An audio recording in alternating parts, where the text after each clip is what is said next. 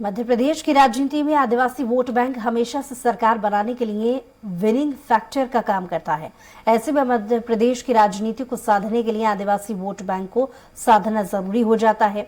और इसके लिए एक तरफ बीजेपी के 18 साल में आदिवासियों के लिए किए गए काम के दावे हैं, तो दूसरी तरफ कांग्रेस के वादे। देखिए इस रिपोर्ट को। आगामी विधानसभा चुनाव के लिए मतदान की तारीख जैसे जैसे नजदीक आ रही है, वैसे वैसे कांग्रेस और बीजेपी का चुनावी प्रचार तेजी पकड़ रहा है। दोनों ही दल आदिवासी वोट बैंक पर अपना अधिकार जमाने की कोशिश कर रहे हैं। इसके तहत कांग्रेस ने बड़ा दांव खेला है। बीते दिन मंडला जिले में कांग्रेस नेता प्रियंका गांधी ने आदिवासियों को साधने के लिए वादों और घोषणाओं की झड़ी लगा दी।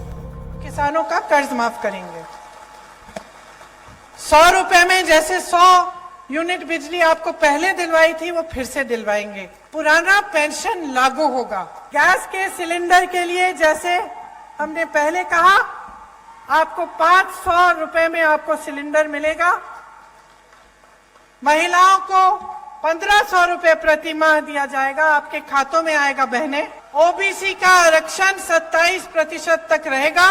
जहां भी 50% से अधिक आदिवासी आबादी है, वहां छठी अनुसूची डाली जाएगी। वहीं बीजेपी भी पूरा भरोसा जता रही है कि बीजेपी ने आदिवासी शहीदों के स्मारक बनाए और उनकी प्रतिमाएं स्थापित कर उन्हें उनका सम्मान दिया है।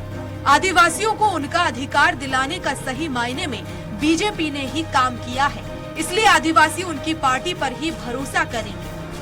रघुनाथ शाह, शंकर शाह की और इनकी रानी दुर्गावती के बड़े विशाल हमारे उनके बन रहे हैं, परिसर बन रहे हैं। ये उनकी बड़ी बड़ी विशाल मूर्तियां बन रही हैं।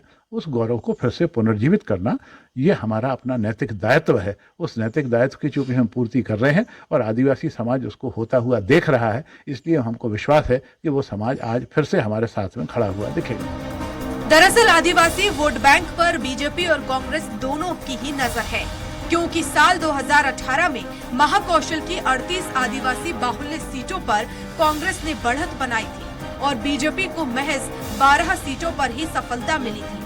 आगामी विधानसभा चुनाव में कांग्रेस इन सीटों पर अपना कब्जा बरकरार रखना चाहती है, लेकिन बीजेपी की पूरी कोशिश है कि इन सीटों को कांग्रेस से छीन लिया जाए।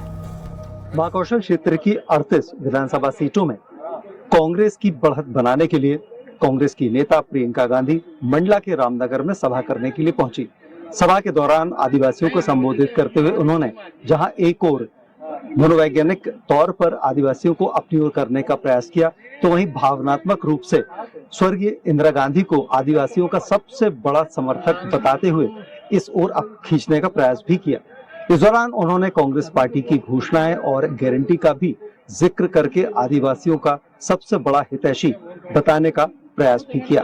अब देखना ये होगा कि आदिवासी प्रियंका गांधी की कितनी बातों पर विश्वास करते हैं और इन 38 विधानसभा सीटों पर प्रियंका गांधी के इस दौरे का कितना प्रभाव पड़ता है। स्वराज एक्सप्रेस के लिए अमित चौरसिया, श्रीशंकर गुप्ता के साथ अरुण दुबे, जबलपुर।